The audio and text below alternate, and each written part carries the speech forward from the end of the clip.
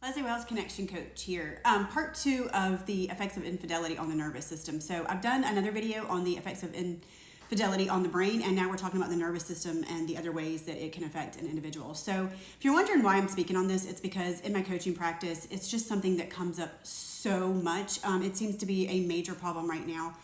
And I've also dealt with this in past relationships. There was a guy that I dated for one of my first serious relationships when I was younger, and he was a serial cheater.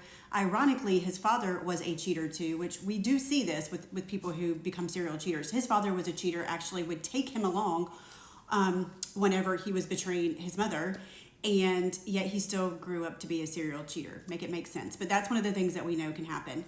And I also do work from an attachment lens. So I help individuals earn their secure attachment and use the attachment theory to actually help them improve their relationships, because it is your attachment style is the biggest predictor of how you show up in relationships.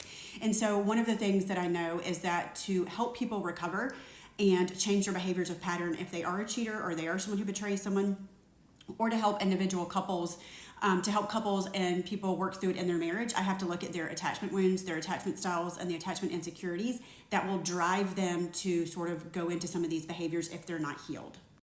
I've just found in my practice that if I'm helping individuals recover from infidelity, which is something that completely can be done if both people are willing to do the work, that I have to go into their attachment styles and their attachment wounds. And so as part of my practice, infidelity just happens to come up a lot.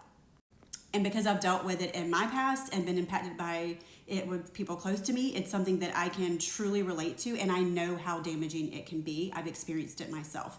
And so here's the thing. There's a lot of talk, I feel like, on TikTok as far as the trauma that goes along with narcissistic abuse, DV, and just other types of trauma, and I feel like we overlook infidelity. It is absolutely a trauma that affects your brain, your nervous system, and your entire well-being from a physical standpoint, physiological, mental, and emotional. And so I just think we need to talk about that. I think we need to get awareness out. So whenever people decide to make these decisions, they understand what they're doing to other individuals. If you are someone who has betrayed someone else, again, I don't want you to ever feel like in a place of shame. There is no room for shame whenever we talk about healing. But if you have betrayed someone, then it's really important for you to be able to understand what they are going through so that you can empathize with their situation, understand their experience, and show up better for them. You kind of owe them that. So a lot of people are unaware, but a lot of the symptoms that are caused from infidelity that come from neurotransmitters and central nervous system, the brain, and all the changes that take place actually mimic the same symptoms as PTSD. So they actually have a name for it. It's called post-infidelity stress disorder, and they actually created that because they started to really study the effects of infidelity. So some of those same things that you see with PTSD are the sleep disturbances, the physical problems with the skin issues, the gut issues, the low immunity, but you also have a lot of the same PTSD-like symptoms that you are very familiar with, and most people are familiar with, which are flashbacks, nightmares, ruminating, obsessive thoughts, and triggers. And so you will have people who are not only not able to sleep after they go through this, but they actually will wake up in the middle of the night with horrible nightmares. And so there's the triggers and obsessions and ruminations. If someone has been betrayed, they are constantly filling in gaps of what they don't know, right? Because they don't know anything anymore.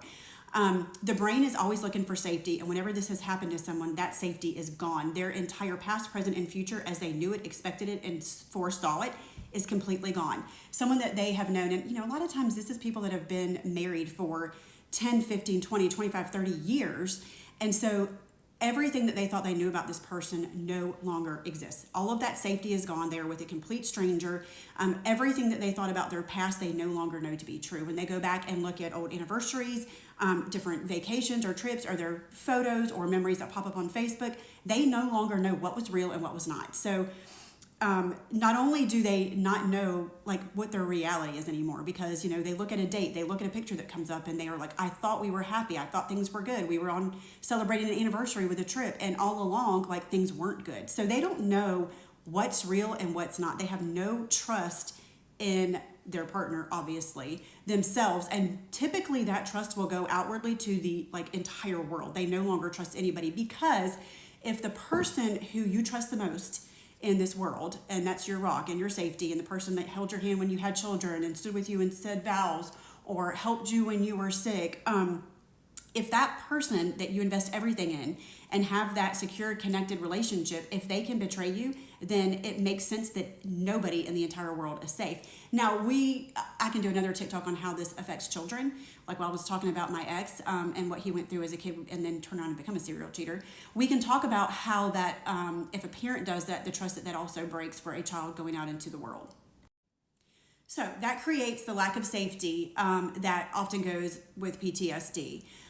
The triggers is something else that happens. So same thing that you would see with a war vet, there would be triggers, whether it's a date, whether it's a place, person, name, car, a place that you drive by that you knew that person met up with that person, whether it's a text that's in your head and you see that word and it reminds you of like a text thread that you maybe stumbled upon or saw. Maybe it's you are terrified to pick up your partner's phone because you found something on their phone, or you're terrified of like different apps because you found something on Snapchat or whatever it is. But those triggers hit and the brain does not know the difference between a perceived threat, a real threat, one that is happening in real time, or it has happened in the past. And so the body and the central nervous system will respond exactly as if that trauma is happening in that moment. So for some of these individuals, that could be a year later, 2 years later. There are people that 10, 15 years later, a trigger will hit. Maybe it's a song or something that they found on their partner's phone that they sent to their affair partner.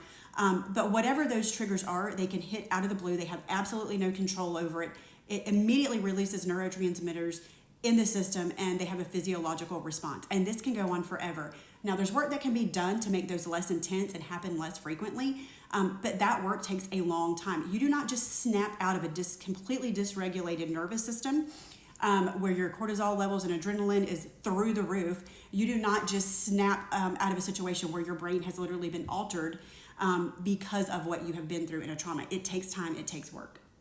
Trauma stays in the body if it is not worked out. It literally is stored in the body. So there really has to be intense work to move through these things and these triggers.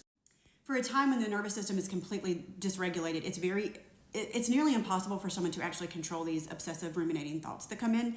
That takes practice, that takes getting your nervous system regulated. So two of the biggest things that I start with clients is actually getting their nervous system regulated again and then slowly working to become masters of their thought world over again. But getting the nervous system regulated is key. We also need to repair cognitive functioning because all of that is affected. Your executive functioning, that part of your brain is it's enlarged in an overdrive. So a lot of times a person will try to regain safety through control, which is something else that PTSD patients do. There's a profound loss of trust, which we discussed. There's like a huge percent, I think it's like 80% of individuals don't trust anyone after this, which we talked about.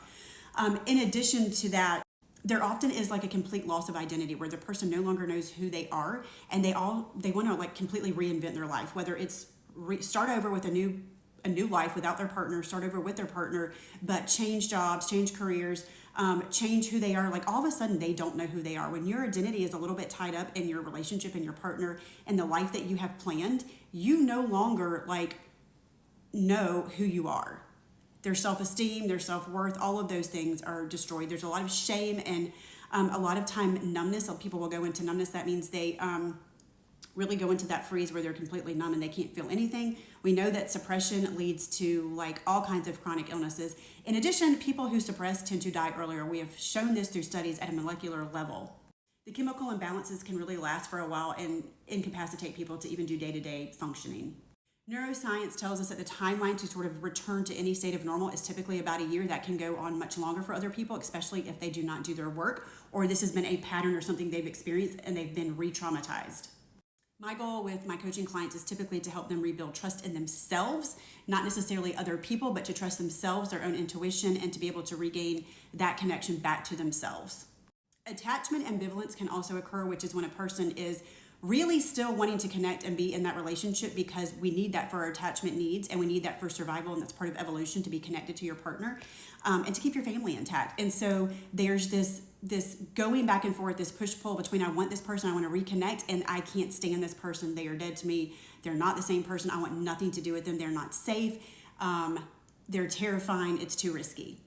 And they can go into sort of a numbness where they're completely out of love and there's nothing left for that partner.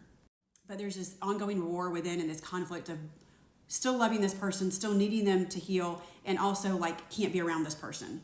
I have some different things listed in the bio. See if there's anything else that you want to learn more about and post it.